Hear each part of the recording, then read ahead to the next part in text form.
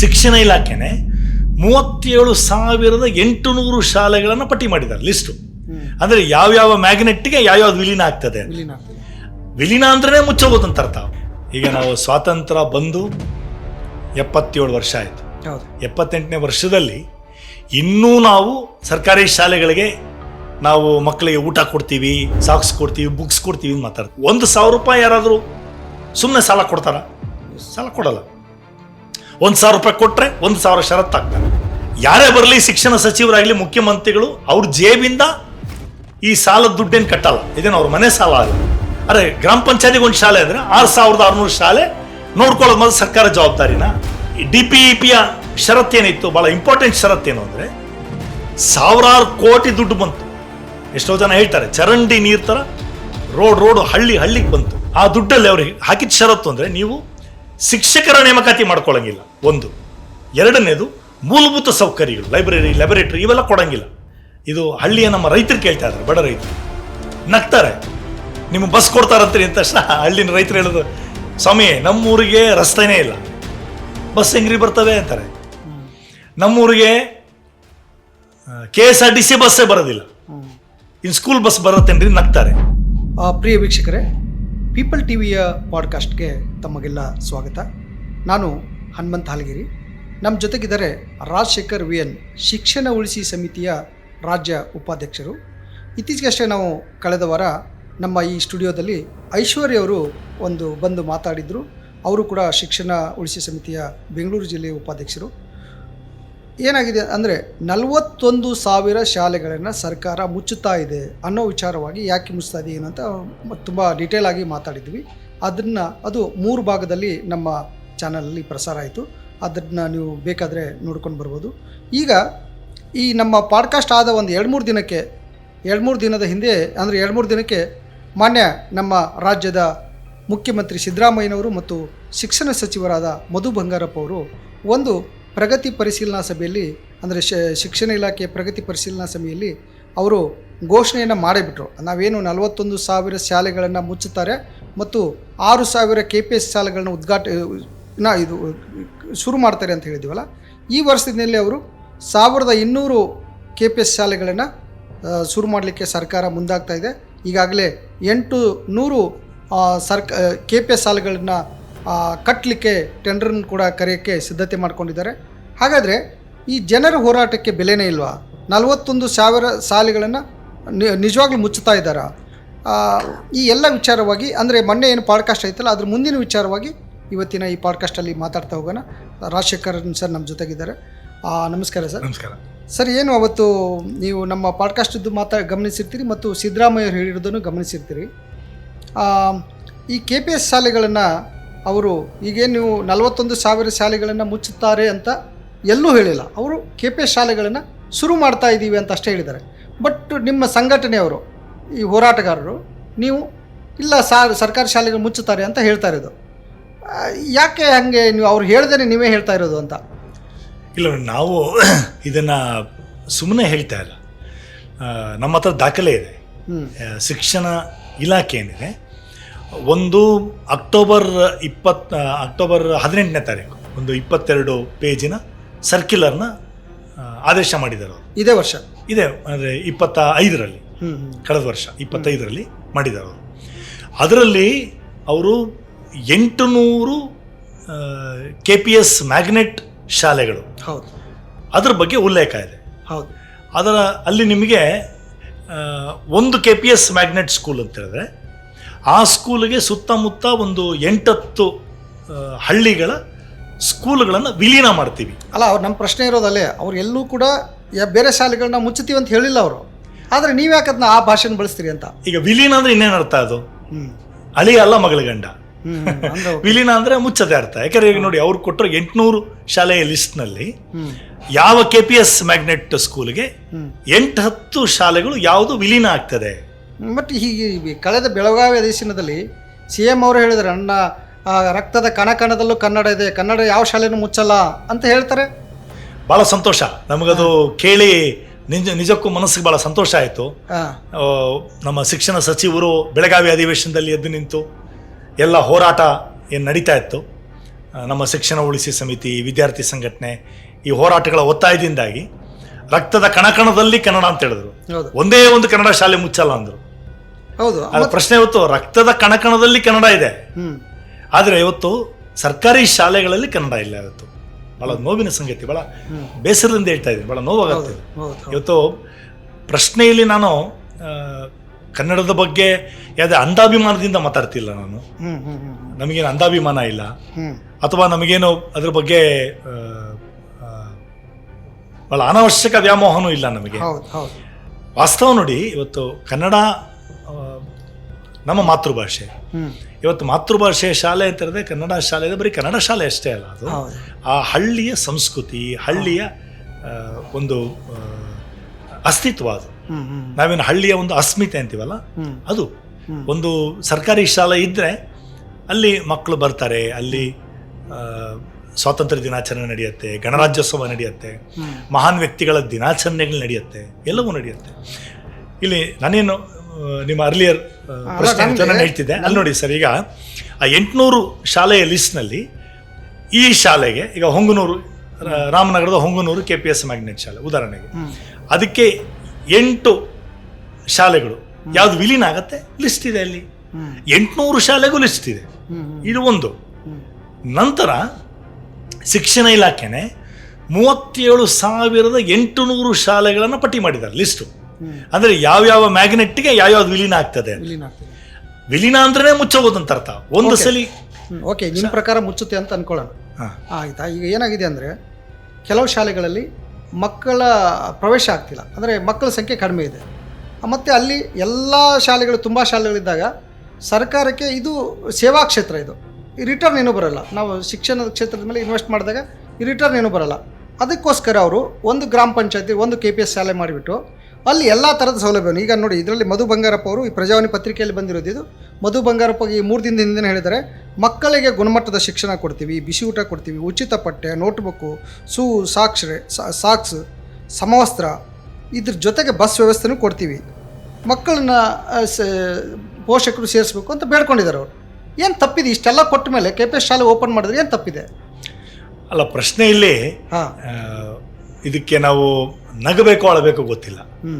ನಮ್ಮ ಸನ್ಮಾನ್ಯ ಶಿಕ್ಷಣ ಸಚಿವರು ಹೇಳಿರೋದು, ಈಗ ನಾವು ಸ್ವಾತಂತ್ರ್ಯ ಬಂದು 77 ವರ್ಷ ಆಯಿತು. 78ನೇ ವರ್ಷದಲ್ಲಿ ಇನ್ನೂ ನಾವು ಸರ್ಕಾರಿ ಶಾಲೆಗಳಿಗೆ ನಾವು ಮಕ್ಕಳಿಗೆ ಊಟ ಕೊಡ್ತೀವಿ, ಸಾಕ್ಸ್ ಕೊಡ್ತೀವಿ, ಬುಕ್ಸ್ ಕೊಡ್ತೀವಿ ಅಂತ ಮಾತಾಡ್ತಾ ಇದ್ದಾರೆ. ಇವತ್ತು 78ನೇ ವರ್ಷದಲ್ಲಿ ನಾವು ಉನ್ನತ ಶಿಕ್ಷಣನ ಹೇಗೆ ಸಾರ್ವತ್ರಿಕಗೊಳಿಸೋದು, ಯೂನಿವರ್ಸಲೈಸ್ ಮಾಡೋದು ಅಂತ ಮಾತಾಡಿದ್ರೆ, ಬಟ್ ಇನ್ನು ಪ್ರಾಥಮಿಕ ಶಿಕ್ಷಣ ಕೂಡ ಯೂನಿವರ್ಸಲೈಸ್ ಆಗಿಲ್ಲ ನೋಡಿ, ಅಂತ ದುರಂತ ನೋಡಿ. ಯಾಕಂದರೆ ನಾನು ಯಾಕೆ ಇದನ್ನು ಹೇಳ್ತಿದ್ದೀನಿ ಅಂದರೆ, ನಮ್ಮ ರಾಜ್ಯ ಸರ್ಕಾರ ಪ್ರತಿದಿನ ಕೈಯಲ್ಲಿ ಸಂವಿಧಾನ ಇಟ್ಕೊಂಡು ಮಾತಾಡ್ತಾರೆ. ಅವರ ರಾಷ್ಟ್ರೀಯ ನಾಯಕರು, ರಾಜ್ಯ ನಾಯಕರು, ಮುಖ್ಯಮಂತ್ರಿಗಳು ಪ್ರತಿಯೊಬ್ಬರು ಕೂಡ ಸಂವಿಧಾನ ಕೈಯಲ್ಲಿ ಇಟ್ಕೋತಾರೆ. ನಾವು ರಾಜ್ಯ ಸರ್ಕಾರಕ್ಕೆ ಕೇಳ್ತೀವಿ, ಸ್ವಾಮಿ ನಿಮಗೆ ಸಂವಿಧಾನ ಕೊಟ್ಟಿರೋ ಜವಾಬ್ದಾರಿ ಏನು? ಸಂವಿಧಾನ ಕೊಟ್ಟಿರೋ ಜವಾಬ್ದಾರಿಗಳು, ಪ್ರಮುಖ ಜವಾಬ್ದಾರಿ 2 ನಿಮಗೆ. ನೀವು ಕಾನ್ಸ್ಟಿಟ್ಯೂಂಟ್ ಅಸೆಂಬ್ಲಿಯ ಚರ್ಚೆಗಳು ನೋಡಿದ್ರೆ ಪ್ರಮುಖ ಚರ್ಚೆ ಆಗಿದ್ದು ಸರ್ಕಾರ ಬೇಕಾಗಿರೋದೇ ಒಂದು ಶಿಕ್ಷಣ ಕೊಡೋದಕ್ಕೆ, 2 ಆರೋಗ್ಯ. ಇವಾಗ ಇದು 2ನ್ನೂ ಕೂಡ ಖಾಸಗಿನವ್ರು ವಹಿಸ್ತಾ ಇದ್ದಾರೆ. ಈಗ ಸರ್ಕಾರದ ಸರ್ಕ್ಯುಲರ್, ಅಕ್ಟೋಬರ್ ಸರ್ಕ್ಯುಲರು ಏನು ಹೇಳುತ್ತೆ? 800 KPS ಮ್ಯಾಗ್ನೆಟ್ ಸ್ಕೂಲ್ ಅಂತ ಹೇಳ್ತಾ ಇದ್ದಾರೆ. ಅದ್ರಲ್ಲಿ ನೀವು 3ನೇ ಪುಟ ತಗೊಳ್ಳಿ, ಅದೇ ಸರ್ಕ್ಯುಲರಲ್ಲಿ 3ನೇ ಪುಟದ ನಿಮ್ಗೆ ಕಳಿಸ್ತೀನಿ ಸರ್ಕ್ಯುಲರ್, ನೀವು ಬೇಕಾದ್ರೆ ತೋರಿಸ್ಬೋದು ಅದನ್ನು. 3ನೇ ಪುಟದಲ್ಲಿ ಸರ್ಕಾರದ ಆದೇಶನೇ ಹೇಳುತ್ತೆ, ನಾವು ಈ KPS ಮ್ಯಾಗ್ನೆಟ್ ಶಾಲೆಗಳನ್ನು ಹಂತ ಹಂತವಾಗಿ ಔಟ್ಸೋರ್ಸ್ ಮಾಡ್ತೀವಿ, ಖಾಸಗಿನವ್ರಿಗೆ ವಹಿಸ್ಕೊಡ್ತೀವಿ. ಇದು ನಾನು ಅದೇ ಪ್ರಶ್ನೆ ಏನಂದರೆ, ಖಾಸಗಿ ಉದ್ಯಮದಾರರಿಗೆ, ಅವ್ರ ಹತ್ರ CSR ಫಂಡ್ ಇರುತ್ತೆ, CSR ಫಂಡನ್ನು ಅವರು ಖರ್ಚು ಮಾಡಲಿ ಬಿಡಿ. ಅಲ್ಲ, ಪ್ರಶ್ನೆ ಇಲ್ಲಿ first of all CSR fund ಏನಿದೆ, ಏನು CSR ಫಂಡ್ ನಿಮ್ಗೆ ಗೊತ್ತು? CSR ಫಂಡ್ ಏನು? ನ್ಯಾಯಯುತವಾಗಿ ಅವ್ರು ತೆರಿಗೆ ಕೊಟ್ಟಿದ್ರೆ CSR ಫಂಡೇ ಇರ್ತಿರ್ಲಿಲ್ಲ ಅವರಿಗೆ. ಅವರು ತೆರಿಗೆಗಳನ್ನು ವೈಲೇಟ್ ಮಾಡಿಕೊಂಡು ಇದರಿಂದ ನಾವು ಜನ ಕಲ್ಯಾಣ, ಪರೋಪಕಾರ ಮಾಡ್ತೀವಿ ಅಂತ ಹೇಳ್ಬಿಟ್ಟು ತಪ್ಪಿಸ್ಕೊಂಡಿರೋದು. ಓಕೆ, ಆ ದುಡ್ಡನ್ನು ಇವತ್ತು ಸರ್ಕಾರ ಆ ದುಡ್ಡಿಗೆ ಯಾಕೆ ಕೈ ಚಾಚಬೇಕು? ನಾವು ತೆರಿಗೆ ಕೊಡ್ತಾರ ಹಣ ಇಲ್ವಾ ನಮ್ಮದು? ನಾವು ತೆರಿಗೆ ಕೊಡ್ತೀವಲ್ಲ ಸರ್ ನಾವು. ಇವತ್ತು ನಮ್ಮ ಕೇಂದ್ರ ಸರ್ಕಾರ ರಾಜ್ಯ ಸರ್ಕಾರ ನಡೀತಿರೋದೇ ಸಾಮಾನ್ಯ ಜನರ ತೆರಿಗೆಯಿಂದ. ಕಾರ್ಪೊರೇಟ್ ಟ್ಯಾಕ್ಸ್ ಎಷ್ಟು? ಕಾರ್ಪೊರೇಟ್ ಟ್ಯಾಕ್ಸ್ ಇರೋದು 15%. 65-70% ಇಂಡೈರೆಕ್ಟ್ ಟ್ಯಾಕ್ಸ್. ಅಂದರೆ ಒಂದು ಬಿಸ್ಕೆಟ್ ತೊಗೊಂಡ್ರೆ ನಾವು ತೆರಿಗೆ ಕೊಡ್ತೀವಿ, ಟೀ ಕುಡಿದ್ರೆ ತೆರಿಗೆ ಕೊಡ್ತೀವಿ ನಾವು, ಟ್ಯಾಕ್ಸು, GST. ಈಗ ಅರೆ ಒಬ್ಬ ರೈತ, ಒಬ್ಬ ಭಿಕ್ಷುಕ ಕೂಡ ತೆರಿಗೆ ಕೊಡ್ತಾ ಇದ್ದಾನೆ. ಆ ದುಡ್ಡಲ್ಲಿ ಏನಾಗ್ತಿದೆ ದುಡ್ಡು ಇವತ್ತು? ಒಂದು. ಎರಡನೇದು ಎಜುಕೇಷನ್ ಸೆಸ್ಸು, ಹೆಲ್ತ್ ಸೆಸ್ಸು. ಎಜುಕೇಷನ್ಗೋಸ್ಕರನೇ ಸೆಸ್ ಕೊಡ್ತಾ ಇದ್ದೀವಿ ನಾವು. ಆ ದುಡ್ಡು ಏನಾಗಿದೆ? ಎಕ್ಸ್ಟ್ರಾ. ಹೌದು, 2% ಎಜುಕೇಷನ್ ಸೆಸ್ಸು. ಲಕ್ಷಾಂತರ ಕೋಟಿ ಕನ್ಸಾಲಿಡೇಟೆಡ್ ಫಂಡ್ ಆಫ್ ಇಂಡಿಯಾ ಅದರಲ್ಲಿ ಕೊಳಿತ ಬಿದ್ದಿದೆ, ವಿನಿಯೋಗ ಆಗ್ತಿಲ್ಲ ದುಡ್ಡು. ಮತ್ತೆ ಇವರು ದುಡ್ಡು ಸಾಲ್ತಾ ಇಲ್ಲ, ಬ್ಯಾಂಕಲ್ಲಿ ಎಲ್ಲ ಸಾಲ ತೆಗೆಕ್ಕೆ ಹೋಗ್ತಾ ಇದ್ದಾರೆ. ಯಾರು ಕೇಳೋದು ಸರ್ ಸಾಲ? ಯಾರು ತಗೊಳಕ್ಕೆ ಕೇಳೋದು? ಕರೆಕ್ಟ್ ನೋಡಿ, ADB ಬ್ಯಾಂಕಿಗೆ ನಾವು ಜನಗಳಿಗೆ ಕೇಳೋದ್ವಾ ಹೋಗಿ ಸರ್ ಸಾಲ ತಗೊಳ್ಳಿ ಅಂತೇಳಿ? ನಾವೇನು ಹೇಳಿಲ್ಲ ನಿಮಗೆ, ನೀವು ತಗೊಂಡ್ರಿ. ನೀವು ನಿಜವಾಗ್ಲೂ ಡೆಮೋಕ್ರೆಟಿಕ್ ಆಗಿದ್ದರೆ ಏನು ಷರತ್ತುಗಳಿಗೆ ಸಹಿ ಹಾಕಿದ್ದೀರಾ? ADB ಹತ್ರ $1, $2 ಅಲ್ಲ, 2,000 ಕೋಟಿ ಸಾಲ ತಗೊಂಡಿದ್ದಾರೆ. ಸಚಿವರು ಹೇಳ್ತಾ ಇದ್ದಾರೆ ಈಗ ನಮ್ಮ ಪರ್ಫಾರ್ಮೆನ್ಸ್ ರಿಪೋರ್ಟ್ ಕೊಟ್ಟ ಮೇಲೆ ಇನ್ನೂ 10,000 ಕೋಟಿ ಕೊಡ್ತಾರಂತೆ.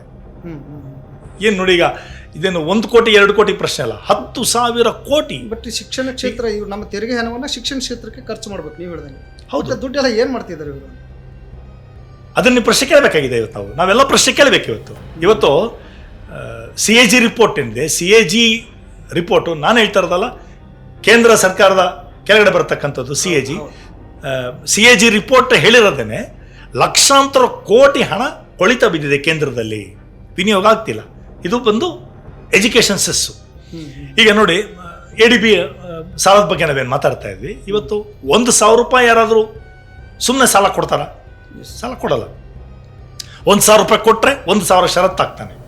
ಈಗ ಇವ್ರು 10,000 ಕೋಟಿ ತೊಗೊಂಡಿರ್ಬೇಕಾದ್ರೆ ನೀವು ಏನು ಷರತ್ತುಗಳಿಗೆ ಸಹಿ ಹಾಕಿದ್ದೀರಾ ದಯವಿಟ್ಟು ಹೇಳಿ, ನೀವು ಪಬ್ಲಿಕ್ ಮಾಡಿ. ಇದ್ಯಾಕೆ ನೋಡಿ, ನಾವು ಜವಾಬ್ದಾರಿಯಿಂದ ಕೇಳ್ತಾ ಇದ್ದೀನಿ ಪ್ರಶ್ನೆ, ಸುಮ್ಮನೆ ಒಂದು ಭಾವೋದ್ವೇಗದಿಂದ ಕೇಳ್ತಿಲ್ಲ. ಯಾಕಂದ್ರೆ ಈ ತೆರಿಗೆ ದುಡ್ಡನ್ನು ಕೊಡಬೇಕಾದವರು ಇವತ್ತು ಮುಖ್ಯಮಂತ್ರಿಗಳಿದ್ದಾರೆ. ಇವತ್ತು ಇವ್ರು ಹೋಗಿ ನಾಳೆ ಇನ್ನೊಬ್ರು ಮುಖ್ಯಮಂತ್ರಿ ಬರ್ಬೋದು. ಶಿಕ್ಷಣ ಸಚಿವರು ಇವ್ರು ಇದ್ದಾರೆ, ಇವ್ರು ಹೋಗಿ ಇನ್ನೊಬ್ರು ಬರ್ಬೋದು.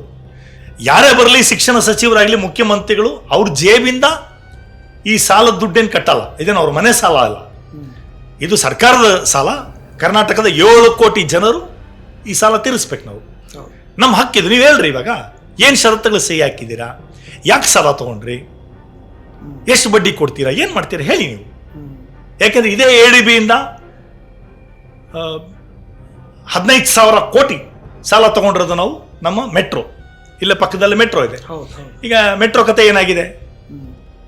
1 ಕಿಲೋಮೀಟರ್ಗೆ ಮೆಟ್ರೋದಲ್ಲಿ ಪ್ರಯಾಣ ಮಾಡೋಕ್ಕೆ ನಾವು $5 ಕೊಡ್ತಾ ಇದ್ದೀವಿ 1 ಕಿಲೋಮೀಟರ್ಗೆ. ಆಟೋದಷ್ಟೇ ಚಾರ್ಜ್ ಆಯ್ತು. ಹೌದು. ಈಗ ನೋಡಿ, ನೀವು ನನ್ನ ಕೇಳಿದ್ರೆ ಈ ಮೆಟ್ರೋನ ಇವತ್ತು ನಮ್ಮ ಕೈ ಕೊಡಲಿ, ಜನಸಾಮಾನ್ಯರ ಕೈಗೆ. ನಾವು ಓಪನ್ ಆಗಿ ಚಾಲೆಂಜ್ ಮಾಡಿದ್ದೀವಿ, ಜನಸಾಮಾನ್ಯರ ಕೈಗೆ ಕೊಡ್ರಿ ನೀವು ಇದೇ ಮೆಟ್ರೋನ ವಿತ್ ಪ್ರಾಫಿಟ್ಟು ಕಿಲೋಮೀಟರ್ಗೆ 80 ಪೈಸೆ ಲೆಕ್ಕದಲ್ಲಿ ಓಡಿಸ್ಬೋದು ನಾವು. ಹೌದಾ? ಹೌದು. ಈಗಲೂ ಕೂಡ ಪಶ್ಚಿಮ ಬಂಗಾಳದಲ್ಲಿ, ಕಲ್ಕತ್ತಾದಲ್ಲಿ ಮೆಟ್ರೋ ಇದೆ. ಕಿಲೋಮೀಟರ್ಗೆ $1 ಲೆಕ್ಕದಲ್ಲಿ ಓಡಿಸ್ತಿದ್ದಾರೆ ಅವರು. ಭಾಳ ಹಳೇದು ಅಂತ ಹೇಳ್ಬೋದು. ಓಕೆ, ಹಳೇದಾಗ್ಲಿ ಹೊಸದಾದ್ರೂ ಕೂಡ ಅಲ್ಲ, ಈಗಿನ ಖರ್ಚು ಅಷ್ಟೇ ಬರುತ್ತಲ್ವಾ, ಹೊಸದಿರ್ಲಿ ಹಳೇದಿರ್ಲಿ ಬರಲ್ಲ ಸರ್. ನೋಡಿ, ಈಗ ಏನು ಮಾಡ್ತಿದ್ದಾರೆ, ಮೆಟ್ರೋದಲ್ಲಿ ಖರ್ಚು ಇರೋ ಒಂದೊಂದು ಮೆಟ್ರೋ ಸ್ಟೇಷನ್ ಅಲ್ಲಿ ನೋಡಿ ದೊಡ್ಡ ದೊಡ್ಡ ಮಳಿಗೆಗಳು ಕಟ್ಟಿದ್ದಾರೆ. ಆ ಮಳಿಗೆ ದುಡ್ಡನ್ನು ಕೂಡ ಪ್ರತಿಯೊಬ್ಬ ಪ್ರಯಾಣಿಕನ ತಲೆ ಮೇಲೆ ಹಾಕಿದ್ರೆ, ಆಮೇಲೆ ಇವರು ಏನು 10,000 ಕೋಟಿ ಸಾಲ ತಗೊಂಡಿದ್ದಾರೆ ADB ಇಂದ. ಆ ಸಾಲ ಪ್ಲಸ್ ಬಡ್ಡಿ ಪ್ರತಿಯೊಬ್ಬ ಪ್ರಯಾಣಿಕ ಪ್ರತಿ ಸಲ ಪ್ರಯಾಣ ಮಾಡಬೇಕಾದ್ರು ಕೊಡಬೇಕು ಅಂದ್ರೆ ಏನು ನ್ಯಾಯ ಇದು? ಈ ಮಾನದಂಡವೇ ಸರಿ ಇಲ್ಲ ಇದು. ಯಾಕಿದನ್ನು ಹೇಳಿದೆ ಅಂದರೆ, ಬಟ್ ಇದು ಶಿಕ್ಷಣ ಕ್ಷೇತ್ರಕ್ಕೆ ಅಳವಡಿಸ್ಕೊಂಡಾಗ ADB ಬ್ಯಾಂಕಿಂದ ಸಾಲ ತಗೊಳ್ತಾರಲ್ವ. ಈಗ ಮೆಟ್ರೋ ಇದೆಯಲ್ಲ, ಅದೊಂದು ಉದ್ಯಮ, ಅದು ಬಿಸ್ನೆಸ್ ಅಂತ ಹೇಳೋಣ. ಅದಕ್ಕೊಂದು ಪ್ರಯಾಣ, ಅದ್ರದ್ದು ರಿಟರ್ನ್ ಬರುತ್ತೆ. ಈ ಶಿಕ್ಷಣ ಕ್ಷೇತ್ರದಲ್ಲಿ ರಿಟರ್ನೇ ಇಲ್ಲ. ಇವರು ಹೆಂಗೆ ADB ಬ್ಯಾಂಕಿಗೆ ರಿಟರ್ನ್, ಸಾಲ ಹೆಂಗೆ ಮರುಪಾವತಿ ಮಾಡ್ತಾರೆ? ಬಡ್ಡಿ ಹೆಂಗೆ ಕಟ್ತಾರೆ? ಅದೇ ಪ್ರಶ್ನೆ. ಈಗ ಹೆಂಗೆ ಕಟ್ತೀರಾ ಬಡ್ಡಿ? ನಿಮ್ಮ ಪ್ಲಾನ್ ಏನು? ಆ ಪ್ಲಾನ್ ಕೇಳಬೇಕು ನಾವು. ಇವಾಗ ನೋಡಿ, ಅವರೇ ಸರ್ಕಾರ ಹೇಳ್ತಾರೆ ಈಗ ಗ್ರಾಮ ಪಂಚಾಯತಿಗೆ ಒಂದು KPS ಮ್ಯಾಗ್ನೆಟ್ ಸ್ಕೂಲು. ಈಗ ಮ್ಯಾಗ್ನೆಟ್ ಅನ್ನು ಕೈ ಬಿಟ್ಬಿಟ್ಟಿದ್ದಾರೆ. ಬಹಳ ವಿರೋಧ ಬಂದ ಮೇಲೆ ಸಾಹಿತಿಗಳು, ಬರಹಗಾರರು, ನಮ್ಮ ಶಿಕ್ಷಣ ಉಳಿಸಿ ಸಮಿತಿ ನಾವೆಲ್ಲ ವಿರೋಧ ಮಾಡಿದ್ಮೇಲೆ ಮ್ಯಾಗ್ನೆಟ್ ಕೈ ಬಿಟ್ಟು ಪ್ಲಾನ್ ಅದೇ ಹೆಸರು ಬದಲಾವಣೆ. ಇವಾಗ ಅಲ್ಲಿ 6,500 ಗ್ರಾಮ ಪಂಚಾಯತಿಗೆ ಒಂದು ಶಾಲೆ ರೀ, ಸುಸಜ್ಜಿತ ಶಾಲೆ. ಕೇಳಕ್ ಬಹಳ ಚೆನ್ನಾಗಿದೆ. ಅರೆ, ಗ್ರಾಮ ಪಂಚಾಯತಿಗೆ ಒಂದು ಶಾಲೆ ಅಂದ್ರೆ 6,600 ಶಾಲೆ ನೋಡ್ಕೊಳ್ಳೋದು ಮೊದಲು ಸರ್ಕಾರ ಜವಾಬ್ದಾರಿನಾ? ಅರೆ, 6,600 ಶಾಲೆ ಅಂದ್ರೆ ಒಂದೊಂದು ಶಾಲೆಗೆ 8-10 ಶಾಲೆಗಳು, ಅಂದ್ರೆ ಇದು ಪ್ರೀ ಪ್ರೈಮರಿ, ಇದು ಪ್ರಾಥಮಿಕ ಮತ್ತು ಹೈಸ್ಕೂಲು, PUC ಪಿ ಯು ಸಿವರೆಗೆ, PU ಕಾಲೇಜುಗಳು ಎಲ್ಲವೂ ಮರ್ಜ್ ಮಾಡಿದ್ರೆ ಹೆಚ್ಚು ಕಡಿಮೆ 40,000 ಶಿಕ್ಷಣ ಸಂಸ್ಥೆಗಳು ಮುಚ್ಚೋಗತ್ವಾಗಿದೆ. ಆಯ್ತು, ಇವಾಗ ಈ 6,500 ಇವ್ರ ಜವಾಬ್ದಾರಿ ಇದೆಯಾ? ಅದಕ್ಕೆ ಅವ್ರು ಹೇಳ್ತಾ ಇರೋದು, ಅವ್ರ ಆದೇಶದಲ್ಲೇ ಪಾಪ ಭಾಳ ಪ್ರಾಮಾಣಿಕ ಹೇಳ್ಕೊಂಡ್ಬಿಟ್ಟಿದ್ದಾರೆ ರಾಜ್ಯ ಸರ್ಕಾರ, ಅದರಲ್ಲೇನು ಮುಚ್ಚುಮರೆ ಇಲ್ಲ, ಪ್ರಾಮಾಣಿಕ ಹೇಳ್ಕೊಂಡ್ಬಿಟ್ಟಿದ್ದಾರೆ. ಈ 6,500 ಶಾಲೆಗಳನ್ನು ಕೂಡ ಮುಂದೆ ನಾವು ಔಟ್ಸೋರ್ಸ್ ಮಾಡಿಬಿಡ್ತೀವಿ, ನಿಮಗೆ ಬೇಕಾಗಿರೋ ಹಣನ ನೀವೇನೆ ಕ್ರೋಢೀಕರಿಸ್ಕೊಳ್ಳಿ ಅಂದ್ರೆ ಏನು? ಪ್ರೈವೇಟ್ನವ್ರು ಮಾರ್ಕೋತಾರೆ. ಈಗ ಬಟ್ ಇದು ಸೇವಾ ಕ್ಷೇತ್ರ ಅಲ್ವಾ, ಇದ್ರದ್ದು ಕರ್ತವ್ಯ ಸರ್ಕಾರದ. ಈಗ ನಮ್ದು ಇದು ಶಿಕ್ಷಣದ ಹಕ್ಕು ಉಚಿತವಾಗಿ ನೀಡೋದು ಸರ್ಕಾರದ ಕರ್ತವ್ಯ ಅಲ್ವಾ? ಹೌದು, ಶಿಕ್ಷಣದ. ಬಟ್ ಪ್ರೈವೇಟೈಸೇಷನ್ ಕೊಟ್ಬಿಟ್ರೆ ಮುಂದೆ ಅವ್ರು ಏನು ಬೇಕಾದ್ರು ರೂಲ್ಸ್ ಮಾಡ್ಕೋಬಹುದು, ಅವರು ಮಾಡ್ಬೋದು. ಅದೇ ಈಗ ಆಲ್ರೆಡಿ ರಸ್ತೆ ಕೊಟ್ಬಿಟ್ಟು ನೈಸೋದು ಎಲ್ಲ ಕೊಟ್ಬಿಟ್ಟು ನಾವು ಯಾರು ಫ್ರೀ ಓಡಾಡೋಕ್ಕಾಗಿಲ್ಲ ಆಗ್ಬಿಟ್ಟಿದೆ. ಹಗಲ್ ದೊರಡೆ ಅಲ್ಲ, ಪ್ರತಿ ಟೋಲು ಹಗಲ್ ದೊರಡೆ. ಎಸ್, ಜನಗಳ ದುಡ್ಡಿಂದ ಜನಗಳ ಮೇಲೆ ಟ್ಯಾಕ್ಸ್ ಹಾಕಿ 1 ಲೀಟರ್ ಪೆಟ್ರೋಲು ಡೀಸೆಲ್ ಮೇಲೆ ನಾವು ತೆರಿಗೆ ಕೊಟ್ಟು ನಮ್ಮ ಹಣದಿಂದ ರೋಡ್ಗಳು ಬಂತು, ಗೋಲ್ಡನ್ ಕ್ವಾಡ್ರಂಗಲ್ ಅಂತ ಇನ್ನೊಂದಂತೆ ಮತ್ತೊಂದಂತೆ ಎಲ್ಲ ಹೈವೇಗಳು ಬಂತು, ನಮ್ಮ ದುಡ್ಡಿಂದ ಬಂದಿರೋ ರೋಡ್ ಅದು, PPP ಮಾಡಲು. ಈಗ ಆ ರೋಡಲ್ಲಿ ನಾವು ಓಡಾಡೋದಕ್ಕೆ ಪ್ರತಿ ಸಲ ಓಡಾಡಬೇಕಾದ್ರೂ ಕೂಡ ತೆರಿಗೆ ಕೊಡಬೇಕು, ಸುಲಿಗೆ. ಬೈಕ್ ತಗೊಂಡ್ರೆ ಅದಕ್ಕೂ ಟ್ಯಾಕ್ಸ್ ಕಟ್ಟಬೇಕು, ಪೆಟ್ರೋಲ್ ತಗೊಂಡ್ರೆ ಅದಕ್ಕೂ ಟ್ಯಾಕ್ಸ್ ಕಟ್ಟಬೇಕು, ರಸ್ತೆಯಲ್ಲಿ ಓಡಾಡಿದ್ರೆ ಅದಕ್ಕೂ ಟ್ಯಾಕ್ಸ್ ಕೊಡಬೇಕು. ಎಲ್ಲ ಹೆಂಗಿದೆ ಅಂದರೆ, ನನಗೆ ಟ್ಯಾಕ್ಸ್ ದುಡ್ಡು ಎಷ್ಟಿದೆ ಅಂದರೆ, ಟೋಲ್ ದುಡ್ಡು, ನಾನು ಒಂದು ಊರಿಂದ ಇನ್ನೊಂದು ಊರು ಹೋಗೋದಕ್ಕೆ ಪೆಟ್ರೋಲ್ ಖರ್ಚಿಗಿಂತ ಟೋಲ್ ಜಾಸ್ತಿ, ಬಸ್ ಪ್ರಯಾಣಕ್ಕಿಂತ ಜಾಸ್ತಿ ಇದೆ. ಬಸ್ ಪ್ರಯಾಣ ಮತ್ತು ಇದಕ್ಕಿಂತ ಪೆಟ್ರೋಲ್ಗಿಂತ, ನಾನು ಕಾರಲ್ಲಿ ಹೋದ್ರು ಕೂಡ, ಸ್ವಂತ ಕಾರಲ್ಲಿ ಹೋದ್ರು ಕೂಡ ಪೆಟ್ರೋಲ್ಗೆ ಏನು ಖರ್ಚು ಮಾಡ್ತೀನಿ ಅದಕ್ಕಿಂತ ಜಾಸ್ತಿ ಟೋಲ್ ಖರ್ಚು ಮಾಡ್ಬೇಕು ನಾನು, 3 ಜನ 4 ಜನ ಹೋದ್ರೆ. ಇದು ಬಹುಶಃ ಮೋದಿ ದರೋಡೆ ಅನ್ಸುತ್ತೆ, ಕೇಂದ್ರ ಸರ್ಕಾರದ. ಹೌದು, ಕೇಂದ್ರ ಸರ್ಕಾರ, ರಾಜ್ಯ ಸರ್ಕಾರವು ಏನು ಪಾಲ್ದಾರ ಇದರಲ್ಲಿ. ಸೊ ಇದು ಸಮಸ್ಯೆ ಸರ್. ಈಗ ಅಂದರೆ ಇದು ನಾವು ಕೇಳ್ತಾ ಇರೋದು ಇವಾಗ. ಈಗ ನೀವು ಏನು ಷರತ್ತುಗಳಿಗೆ ಸಹಿ ಹಾಕಿದ್ದೀರಾ, ಏನು ಮಾಡ್ತೀವಿ? ಈಗ ಇಷ್ಟೆಲ್ಲ ನೀವು ಹೋರಾಟ ನಡೆಸುತ್ತಿದ್ದಾಗಲೂ ಕೂಡ ನಾವು ಇದನ್ನ ಬಗ್ಗೆ ತುಂಬ ಸವಿಸ್ತಾರವಾಗಿ ಮಾತಾಡಿದ್ವಿ ಹಳೆ ಇದರಲ್ಲಿ. ಆದಾಗ್ಯೂ ಕೂಡ ನಮ್ಮ ರಾಜ್ಯ ಸರ್ಕಾರ ಏನು ಪ್ರಗತಿಪರ ಸಮಾಜವಾದಿ ಚಿಂತಕರು ಅಂತ ಅನಿಸ್ಕೊಂಡ ಸಿದ್ದರಾಮಯ್ಯನವರು ನಿಮ್ಮ ಯಾವುದೇ ಹೋರಾಟಗಳಿಗೆ ಕೇರ್ ಮಾಡದೆ ಈ ವರ್ಷದಿಂದ ನಾವು 800 ಶಾಲೆಗಳನ್ನು ಕಟ್ತೀವಿ ಅಂತ ಟೆಂಡರ್ ಕರೆಯಕ್ಕೆ ರೆಡಿ ಮಾಡ್ಕೊಂಡಿದ್ದಾರೆ. 1200 ಶುರು ಮಾಡ್ತಿದ್ದಾರೆ. ಏನಿದು ಕತೆ ಅಂತ ಅಂದರೆ, ಯಾವುದೇ ನಿಮ್ಮ ಹೋರಾಟಕ್ಕೆ ಏನು ಬೆಲೆ ಇಲ್ವಾ? ಜನರ ಹೋರಾಟಕ್ಕೆ ಬೆಲೆ ಇಲ್ವಾ ಅಂತ? ಜನರ ಹೋರಾಟಕ್ಕೆ ಬೆಲೆ ಇದೆ. ಆದರೆ ಅಧಿಕಾರಕ್ಕೆ ಬಂದ ಮೇಲೆ ನನಗೆ ಗೊತ್ತಿಲ್ಲ, ಸರ್ಕಾರ ಇವತ್ತು ಅಧಿಕಾರದ ಮದ ಹೆಂಗೆ ಹತ್ತಿದೋ ಗೊತ್ತಿಲ್ಲ. ಅವ್ರು ಅನ್ಕೊಂಡ್ಬಿಟ್ಟಿದ್ದಾರೆ ನಾವು ಒಂದ್ಸಲ ಅಧಿಕಾರಕ್ಕೆ ಬಂದ ಮೇಲೆ ಇನ್ನು ಮುಗೀತು, ಅಧಿಕಾರ ಶಾಶ್ವತ ಅನ್ಕೊಂಡ್ಬಿಟ್ಟಿದ್ದಾರೆ. ಆದರೆ ದಯವಿಟ್ಟು ಅವ್ರು ಯೋಚನೆ ಮಾಡಬೇಕು. ಹಿಂದಿನ BJP ಸರ್ಕಾರ ಅಧಿಕಾರ ಕಳ್ಕೊಳ್ಳೋದಕ್ಕೆ ಒಂದು ಪ್ರಮುಖ ಕಾರಣ 13,500 ಶಾಲೆಗಳನ್ನು ಅವರು ಮುಚ್ಚಕ್ಕೆ ಹೊರಟಿದ್ದು. ಅದರ ವಿರುದ್ಧ ದೊಡ್ಡ ಹೋರಾಟ ಆಯಿತು, ರಾಜ್ಯ ಮಟ್ಟ, ಕರ್ನಾಟಕದಾದ್ಯಂತ ಹೋರಾಟ ಬೆಳೀತು. ಆದ್ರಿಂದನೇ ಕಾಂಗ್ರೆಸ್ ಪಕ್ಷ ತನ್ನ ಪ್ರಣಾಳಿಕೆ NEP ಅಡಿನಲ್ಲಿ, ಯಾಕೆಂದರೆ ಇದು ಶಾಲೆಗಳನ್ನು ಮುಚ್ಚೋದೇನಿದೆ, ರಾಷ್ಟ್ರೀಯ ಶಿಕ್ಷಣ ನೀತಿ 2020ರ ಒಂದು ಬಹಳ ಪ್ರಮುಖ ಶಿಫಾರಸು ಸರ್ಕಾರಿ ಶಾಲೆಗಳನ್ನು ಮುಚ್ಚೋದು. ಅದಕ್ಕೆ ಅವ್ರು ಕೊಡೋ ಹೆಸರು ವಿಲೀನ. ಇಡೀ ಪ್ರಪಂಚದಲ್ಲೇ ಯಾವ ದೇಶದಲ್ಲೂ ಇಂಥ ನೀತಿ ಇಲ್ಲ, ಬಹಳ ಧೂರ್ತ ನೀತಿ ಇದು. ಇದನ್ನು ತರ್ತಾ ಇದ್ದಾರೆ. ಸೊ ಅದಕ್ಕೆ ಬಹಳ ತೀವ್ರ ವಿರೋಧ ಬಂದ ಮೇಲೆ ಕಾಂಗ್ರೆಸ್ ಪಕ್ಷ ಕೂಡ ತಮ್ಮ ಪ್ರಣಾಳಿಕೆಯಲ್ಲಿ ಹೇಳ್ಕೊಂಡ್ರು, ನಾವು ಅಧಿಕಾರಕ್ಕೆ ಬಂದರೆ NEP ಇಂಪ್ಲಿಮೆಂಟ್ ಮಾಡಲ್ಲ, ನಾವು ಅಧಿಕಾರಕ್ಕೆ ಬಂದರೆ ಶಾಲೆಗಳನ್ನು ಮುಚ್ಚಲ್ಲ ಅಂತ ಹೇಳಿದ್ರು.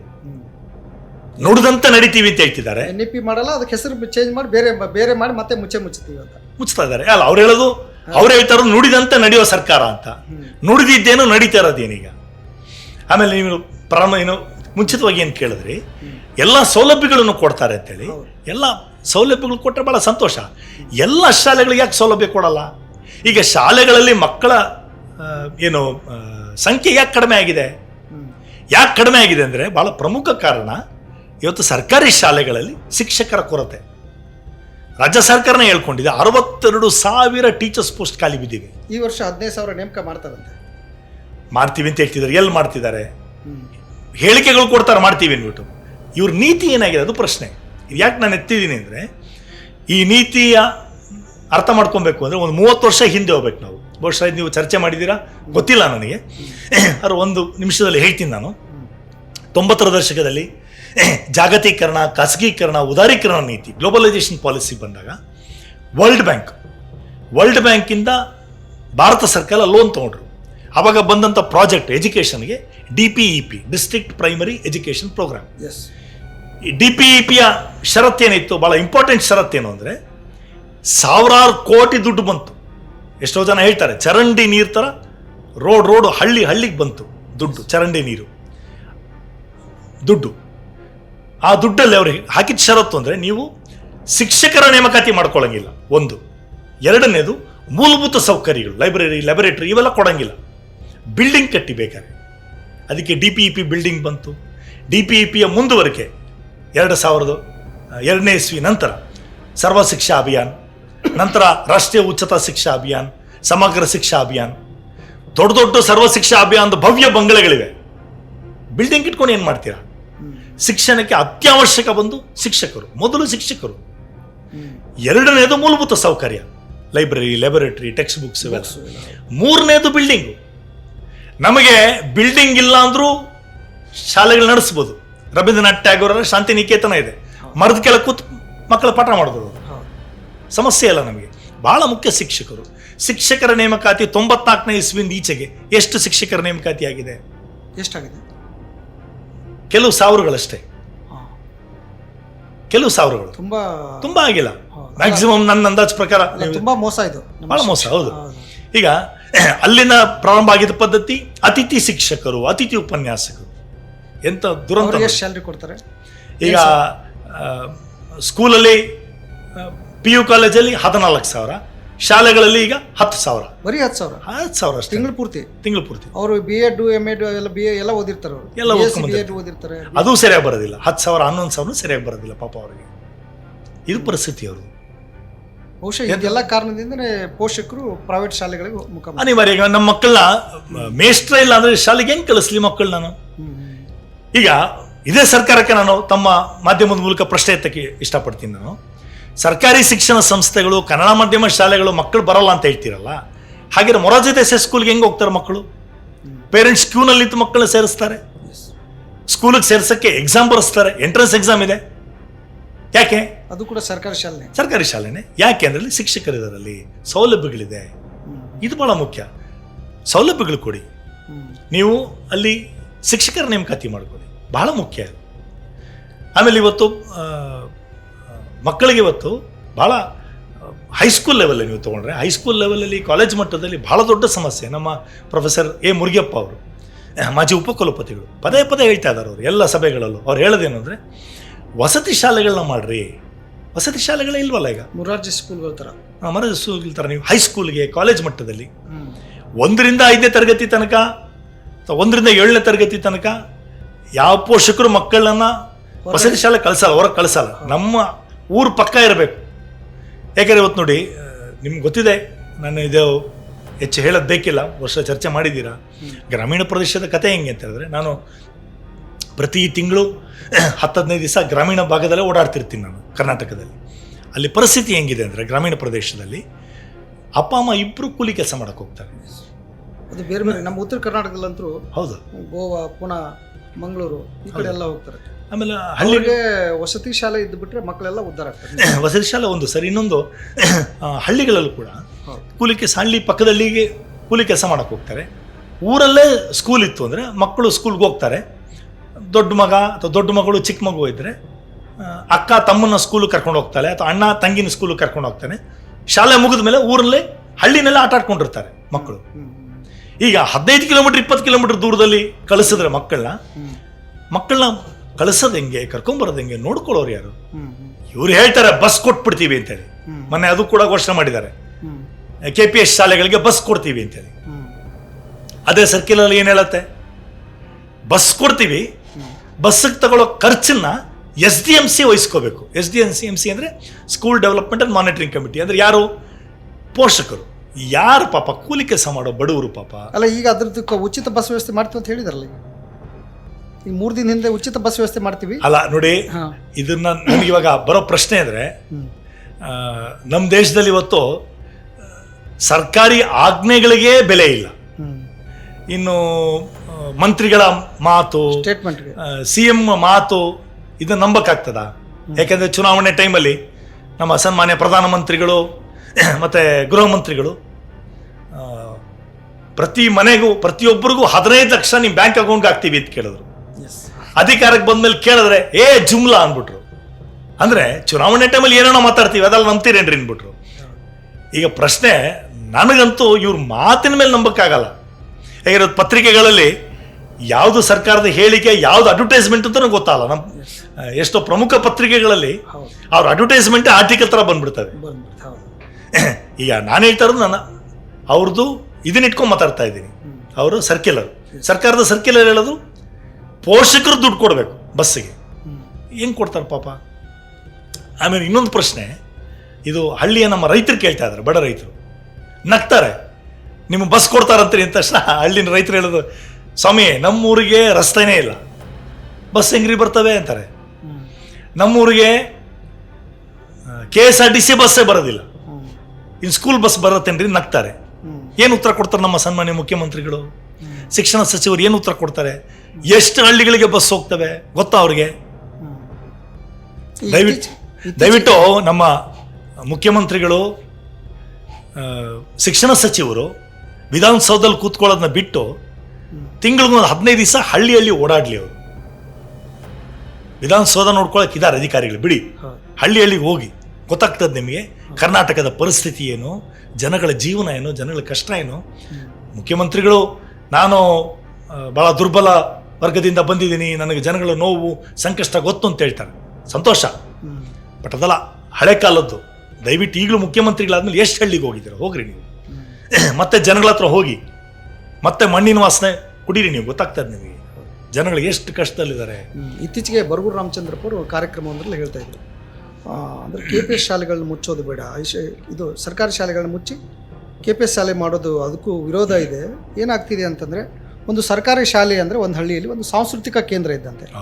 ಅಲ್ಲಿ ನೀವು ಆಗಲೇ ಹೇಳಿದಾಗೆ ಯಾವುದೇ ನಾಡ ಹಬ್ಬ ಆಗಿರ್ಬೋದು, ರಾಜ್ಯದ ಇದು ರಾಷ್ಟ್ರೀಯ ಹಬ್ಬ ಆಗಿರ್ಬೋದು, ಯಾವುದೇ ಸಾಂಸ್ಕೃತಿಕ ಕಾರ್ಯಕ್ರಮ ನಡಿಬೇಕಾದ್ರೆ ಅದು ಶಾಲಾ ಗ್ರೌಂಡಲ್ಲಿ ನಡೀತಾ ಇರುತ್ತೆ. ಒಂದು ಊರಿನ ಒಂದು ಸಾಕ್ಷಿ ಪ್ರತಿ ಥರ ಒಂದು ಸ್ಕೂಲ್ ಕೆಲಸ ಮಾಡ್ತಿರುತ್ತೆ. ಆ ಶಾಲೆನ ಮುಚ್ಚಿ ನಾವು ಬೇರೆ ಪಕ್ಕದ ಊರಿಗೆ ಹೋಗ್ತಾರೆ ಅಂತಂದರೆ, ಶಾಲೆ ಇಲ್ಲ ಅಂದರೆ ಅದನ್ನ ಕಲ್ಪಿಸ್ಕೊಳ್ಳೋಕ್ಕೂ ಅಸಾಧ್ಯ. ಶಾಲೆ ಜೊತೆ ಎಲ್ಲರದ್ದು ಒಂದು ನಂಟಿರುತ್ತೆ. ಹೌದು, ಇದಕ್ಕೆ ಯಾವುದೇ ರೀತಿಯ ಬೆಲೆ ಇಲ್ದಂಗೆ ಆಗಿದೆ ಅಂತ ಅನಿಸುತ್ತೆ. ಈಗ ನಿಮ್ಮ ಶಿಕ್ಷಣ ಸಮಿತಿ ಉಳಿಸಿ ಸಮಿತಿಯಲ್ಲಿ ಯಾರೆಲ್ಲ ಇದ್ದಾರೆ? ಒಂದಿಷ್ಟು ಹೆಸರು ಹೇಳಿ ಸರ್. ಹಿರಿಯ ಸಾಹಿತಿಗಳು, ಹೋರಾಟಗಾರರಿಲ್ಲ. ನಮ್ಮ ರಾಜ್ಯಾಧ್ಯಕ್ಷರು ಬಂದು ಅಲ್ಲಮಪ್ರಭು ಬೆಟ್ಟದೂರವರು, ಮತ್ತೆ ಪ್ರೊಫೆಸರ್ ಎ ಮುರುಗಪ್ಪ. ಅಲ್ಲ, ಬೆಂಬಲ ಯಾರೆಲ್ಲ ಕೊಟ್ಟಿದ್ದಾರೆ ಹಿರಿಯ ಸಾಹಿತಿಗಳು? ನಮ್ಮ ಬೆಂಗಳೂರಿಂದ ಪ್ರೊಫೆಸರ್ ಎ ಮುರುಗಪ್ಪ ಅವರು ಮಾಜಿ ಉಪಕುಲಪತಿಗಳು, ಪ್ರೊಫೆಸರ್ ಎ ರಾಜಾ ಸಾಬ್ ಅವರು ಕೂಡ ಮಾಜಿ ಉಪಕುಲಪತಿಗಳು, ಮತ್ತು ಡಾಕ್ಟರ್ ಕೆ ಮರಳುಸಿದ್ದಪ್ಪ ಅವರು, professor S C Siddaramaiah, doctor Niranjanaradhya. ಈಗ ನೀವೇನು ಹೆಸರು ಹೇಳಿದ್ರಲ್ಲ, ಈಗ ಪ್ರೊಫೆಸರ್ ಎಸ್ ಸಿ ಸಿದ್ದರಾಮಯ್ಯ ಅವರು ಇರ್ಬೋದು, ಕೆ ಮರಳುಸಿದ್ದಪ್ಪ ಇರ್ಬೋದು, ಪುರುಷೋತ್ತಮ ಬಿಳಿಮಲೆ ಅವರು ಇರ್ಬೋದು, ಇವರೆಲ್ಲ ಕೂಡ CM ಅವ್ರಿಗೆ ಆಪ್ತರಿದ್ದವ್ರು. ಇವ್ರು ಏನಾದರೂ ಒಂದು CM ಜೊತೆ ಕುಂದಿರ್ಸ್ಕೊಂಡು ಒಂದು ಬೈಠಕ್ ಮಾಡಿಕೊಂಡು ಹಿಂಗಲ್ಲ ಸರ್ ಹಾಗೆ ಅಂತ ಏನಾದರೂ ಹೇಳಿ ಒಂದು ಕನ್ವಿನ್ಸ್ ಮಾಡ್ಬೋದಿತ್ತಲ್ಲ. ಅಥವಾ CM ಅವರು ಕೂಡ ಏನು ನಾವೇನೋ BJP ವಿರೋಧ ಇದೆಲ್ಲ ಮಾತಾಡ್ತೀವಲ್ಲ, ಆ ರೀತಿ ಒಬ್ಬ ಪಕ್ಕ ರಾಜಕಾರಣಿನ, ಅಂದರೆ ಯಾವುದು ಲಾಭ ಬರುತ್ತೆ ಅದಕ್ಕೋಸ್ಕರ ಆ ಕಡೆ ಮಾತ್ರ ಲಕ್ಷ್ಯ ವಹಿಸುವಂಥವ್ರ, ಅವರ ಸಮಾಜವಾದಿ ಮುಖ ಎಲ್ಲಿ ಹೋಯ್ತು? ಅಥವಾ ಈ ಎಲ್ಲ ಸಾಹಿತಿಗಳು ಯಾಕೆ ಅವ್ರಿಗೆ ಕನ್ವಿನ್ಸ್ ಮಾಡ್ತಾ ಇಲ್ಲ ಅಂತ ನೋಡಿ, ನನಗಂತೂ ಗೊತ್ತಿಲ್ಲ. ಬಹುಶಃ ನೀವು ಯಾರನ್ನ ಸಾಹಿತಿಗಳನ್ನ ಕರೆದು ಈ ಥರ ಒಂದು ಚರ್ಚೆ ಅವ್ರ ಜೊತೆ ಮಾಡಿದ್ರೆ ಒಳ್ಳೇದು ಅನ್ಸುತ್ತೆ. ನಾವಂತೂ ಸಾಹಿತಿಗಳಿಗೆ ಕೇಳ್ತಾ ಇದ್ದೀವಿ, ಕೆಲವರಂತೂ ಅಲ್ಲ ಅವ್ರು ನಿಮ್ಗೆ ಬೆಂಬಲ ಕೊಡ್ತೀವಿ ಅಂತ ಹೇಳ್ತಾರೆ, ನಮ್ಮ ಜೊತೆಗಿದ್ದಾರೆ. ಅವ್ರು ಹೇಳ್ತಾರೆ ಮಾಡಬೇಕಾದ ಕರ್ತವ್ಯ ಅಟ್ಲೀಸ್ಟ್ ಅವ್ರಿಗೆಲ್ಲ ಒಂದು ವಿಧಾನಸೌಧಕ್ಕೆ ಹೋಗುವ ಒಳ ಬರುವ ಒಂದು ಅವಕಾಶ ಇರುತ್ತೆ, ಹೌದು ಮಾಡ್ಬೋದಲ್ಲ ಅಂತ. ಅಲ್ಲ, ಅವ್ರು ಹೇಳೋದು, ಸಾಹಿತಿಗಳು ಹೇಳೋದು, ಎಲ್ರಿ ನಮ್ಮ ಮಾತೆ ಕೇಳ್ತಾ ಇಲ್ಲ ಅಂತ ಹೇಳ್ತಾರೆ. ನಂಗೆ ಗೊತ್ತಿಲ್ಲ, ಅವ್ರು ಹೇಳಿರೋದು ನಾನು ನಿಮ್ಗೆ ಹೇಳ್ತಾ ಇದ್ದೀನಿ. ಬಹುಶಃ ಇನ್ನೂ ನೀವು ಅವ್ರನ್ನೇ ಕರೆದು ಚರ್ಚೆ ಕೂತ್ರೆ, ಈಗ ಅವ್ರ ಬಾಯಿಂದನೇ ಕೇಳೋದು ಭಾಳ ಒಳ್ಳೇದು ಅನ್ಸುತ್ತೆ. ಈ ಸಾಹಿತಿಗಳನ್ನೇ ಕರೆದುಬಿಟ್ಟು ಕೇಳಬೇಕಾಗ್ತದೆ. ನಿಜ ನೋಡಿ, ಪ್ರಶ್ನೆ ಇಲ್ಲಿ ಸಿದ್ದರಾಮಯ್ಯ ಅವರಿಗೆ ಆಪ್ತರಿರ್ಬೋದು, ಆಪ್ತರಿಲ್ಲದೆ ಇರ್ಬೋದು. ನನಗನ್ಸೋದು ನೋಡಿ, ಯಾವುದೇ ಸಾಹಿತಿಗಳಾಗಲಿ ಯಾರೇ ಆಗಲಿ ಎದ್ದು ನಿಂತು ಹೇಳಬೇಕಾಗತ್ತೆ. ಸರಿ ಇದ್ರೆ ಸರಿ ಅನ್ಬೇಕು, ತಪ್ಪಿರೋ ತಪ್ಪು ಅನ್ಬೇಕು. ಏನಂತ ಪ್ರಶ್ನೆ ಇಲ್ಲಿ? ಪ್ರಶ್ನೆ ಸಿದ್ದರಾಮಯ್ಯ ಅವರು ವೈಯಕ್ತಿಕವಾಗಿ ಒಳ್ಳೆಯವರು ಇರ್ಬೋದು, ಆಯ್ತು ಬಿಡಿ. ವೈಯಕ್ತಿಕವಾಗಿ ನೀವು ಒಳ್ಳೆಯವರಿದ್ರೆ ನಮ್ಮನೆಗೆ ಒಳ್ಳೆಯವರು, ಬಟ್ ರಾಜಕೀಯ ಬಂದಾಗ ಒಬ್ಬ ರಾಜಕಾರಣಿ ಗೊತ್ತಿಲ್ಲ ನನಗೆ. ಬಹುಶಃ ಅದೇನೆ, ರಾಜಕೀಯ ಬಂದ ರಾಜಕಾರಣಿನೇ ಆಗಿದ್ದಾರೆ. ನೀವು ವೈಯಕ್ತಿಕವಾಗಿ ಒಳ್ಳೆಯವರಿದ್ರೆ ನಮ್ಮನೆಗೆ ನೀವು ಬನ್ನಿ ಕಾಫಿ ಕುಡಿಯೋಣ, ನಿಮ್ಮನೆಗೆ ನಾವು ಬರ್ತೀವಿ ಕಾಫಿ ಕುಡಿ ಅನ್ಬೇಕಾದ್ರೆ, ಬಟ್ ಅದು ಬೇರೆ ಪ್ರಶ್ನೆ. ಈ ಸಾಮಾಜಿಕ ವಿಷಯ ಬಂದಾಗ, ಸರ್ಕಾರಿ ಸ್ಕೂಲ್ಗಳು ಪ್ರಶ್ನೆ ಬಂದಾಗ, ಬಟ್ ಅವ್ರು ತಮ್ಮ ವೈಯಕ್ತಿಕ ಒಳ್ಳೆತನವನ್ನು ಬಿಟ್ಟು ರಾಜ್ಯಕ್ಕೆ ಏನು ಒಳ್ಳೇದಾಗುತ್ತೆ, ರಾಜ್ಯದ ಜನತೆಗೆ ಏನು ಒಳ್ಳೇದಾಗುತ್ತೆ ಅನ್ನೋದನ್ನು ಚಿಂತಿಸ್ಬೇಕಲ್ವ? ಖಂಡಿತ. ನೋಡಿ, ಇವತ್ತು ನೋಡಿ ಎಲ್ಲರೂ ಟೀಕೆ ಮಾಡ್ತಿದ್ದಾರೆ. ಮೊನ್ನೆ ನೀವು ಹೇಳಿದಂಗೆ ಬರಗೂರು ರಾಮಚಂದ್ರಪ್ಪ ಟೀಕೆ ಮಾಡಿದ್ದಾರೆ, ಡಾಕ್ಟರ್ ಕೆ ಮರಳುಸಿದ್ದಪ್ಪ ಅವರು ಹಂಪಿ ಕನ್ನಡ ಉತ್ಸವದಲ್ಲಿ ಓಪನ್ ಟೀಕೆ ಮಾಡಿದ್ದಾರೆ ಸರ್ಕಾರನ. ಇದು ಸರಿಯಲ್ಲ. ಸರ್ಕಾರಕ್ಕೆ ಇದು ಯಾವ ಸಲಹೆ ಕೊಟ್ಟಿದ್ದಾರೋ ಗೊತ್ತಿಲ್ಲ. ಸಲಹೆ ಕೊಟ್ಟಿದ್ದಾರೆ. ಜನ ಯಾಕೆ ಇದಕ್ಕೆ ದೊಡ್ಡ ಮಟ್ಟದ ಹೋರಾಟ ವಿರೋಧ ಕಂಡು ಬರ್ತಿಲ್ಲ? ಬಹಳ ವಿರೋಧ ಬರ್ತಿದೆ ಸರ್, ಬಹಳ ದೊಡ್ಡ ವಿರೋಧ ಬರ್ತಾ ಇದೆ. ಹಳ್ಳಿನಲ್ಲಿ ನಮ್ಮ ಶಿಕ್ಷಣ ಉಳಿಸಿ ಸಮಿತಿಯಿಂದ, ಹಾಗೆ ನಾವು ಸಾರ್ವಜನಿಕ ಶಿಕ್ಷಣ ಉಳಿಸಿ ಸಮಿತಿಗಳನ್ನ ಮಾಡಿದ್ದೀವಿ. ನಮ್ಮ ಪ್ರೊಫೆಸರ್ ಎ ಮುರುಗಪ್ಪ ಅವರು ರಾಜ್ಯ ಅಧ್ಯಕ್ಷರಾಗಿದ್ದಾರೆ. ಡಾಕ್ಟರ್ ಮರಳು ಸಿದ್ದಪ್ಪ ಅವರು, ಎಸ್ ಜಿ ಸಿದ್ದರಾಮಯ್ಯ ಅವರು, ನಿರಂಜನ ಆರಾಧ್ಯ ಅವರು, ಹಂಪ ನಾಗರಾಜಯ್ಯ ಅವರು, ದಲಿತ ಸಂಘಟನೆ, ರೈತ ಸಂಘಟನೆ ಎಲ್ಲರೂ ಇದ್ದಾರೆ. ಆ ಸಮಿತಿಯಿಂದ ನಾವೀಗ ಹಳ್ಳಿನಲ್ಲಿ ನಮ್ಮ ಊರಿನ ಶಾಲೆ ಉಳಿಬೇಕು ಅಂತೇಳಿ ಜನ ಹೋರಾಟ ಮಾಡ್ತಿದ್ದಾರೆ. ಕೆಲವೆಲ್ಲ ಶತಮಾನದ ಸ್ಕೂಲ್ಗಳಿದ್ದಾವೆ. ಹೌದು, ಈಗ ರಾಮನಗರದಲ್ಲಿ ನಿಮ್ಗೆ ಆಗಲೇ ಹೇಳ್ತಿದ್ನಲ್ಲ, ರಾಮನಗರದ ಒಂದು ಸ್ಕೂಲ್, ಅದು 108 ವರ್ಷದ ಹಳೆ ಸ್ಕೂಲು. ನಾಲ್ವಡಿ ಕೃಷ್ಣರಾಜ ಒಡೆಯರ್ ಅವರು ಶುರು ಮಾಡಿದಂಥ ಸ್ಕೂಲು. ಆ ಸ್ಕೂಲ್ನ ಮುಚ್ತಾ ಇದ್ದಾರೆ. ಈಗ ಏನು ಹೇಳಬೇಕು ಸರ್ಕಾರಕ್ಕೆ? ಈಗ ಏನು ಇಷ್ಟೆಲ್ಲ ಹೋರಾಟ ಮಾಡ್ತಾ ಇದ್ದಾಗ್ಯೂ ಕೂಡ ಅವರು ಸರ್ಕಾರಿ ಶಾಲೆಗಳನ್ನ ನಾವು ಈ ಕ್ಷಣದಿಂದ ಶುರು ಮಾಡ್ತೀವಿ ಅಂತ ಘೋಷಣೆ ಮಾಡಿಬಿಟ್ರು 3 ದಿನದಿಂದ. ಈಗ ನಿಮ್ಮ ಹೋರಾಟ ಏನು ಮುಂದಿನ ದಿಕ್ಕು ಏನು?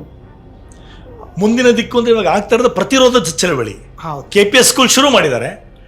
ಹಳ್ಳಿನಲ್ಲಿ ರೈತರು, ಬಡ ರೈತರು, ಬಡವರು, ಕಾರ್ಮಿಕರು, ಕೂಲಿ ಕಾರ್ಮಿಕರು, ದಲಿತರು ಸೈನ್ ಮಾಡಿಬಿಟ್ಟು, ಮನವಿ ಪತ್ರಕ್ಕೆ ಸೈನ್ ಹಾಕ್ಬಿಟ್ಟು ಅಧಿಕಾರಿಗಳು ಕೊಡ್ತಿದ್ದಾರೆ, ನಮ್ಮ ಮಕ್ಕಳನ್ನ KPS ಸ್ಕೂಲ್ ಕಳಿಸಲ್ಲ, ನಾವು ನಮ್ಮೂರು ಶಾಲೆ ಉಳಿಬೇಕು ಅಂತ. ಪೋಷಕರದೇ ಒಂದು ಆಂದೋಲನ. ಹೌದು, ಪೋಷಕರ ಆಂದೋಲನ ಆಗ್ತಿದೆ. ಈಗ ಸರ್ಕಾರ ಉತ್ತರಿಸ್ಬೇಕು. ಬನ್ನಿ, ಈಗ ಜನಗಳು ಹೇಳ್ತಾ ಇರೋದು, ಬನ್ನಿ ಸ್ವಾಮಿ, ನಮ್ಮ ಹೆಣಗಳ ಮೇಲೆ ಸ್ಕೂಲ್ನ ನೀವು ಕೆಡವ್ರಿ ಅಂತ ಹೇಳ್ತಿದ್ದಾರೆ ಜನ. ನಾನು ಹೇಳೋದಲ್ಲ, ನಮ್ಮ ಹಳ್ಳಿ ರೈತರು ಹೇಳ್ತಿದ್ದಾರೆ.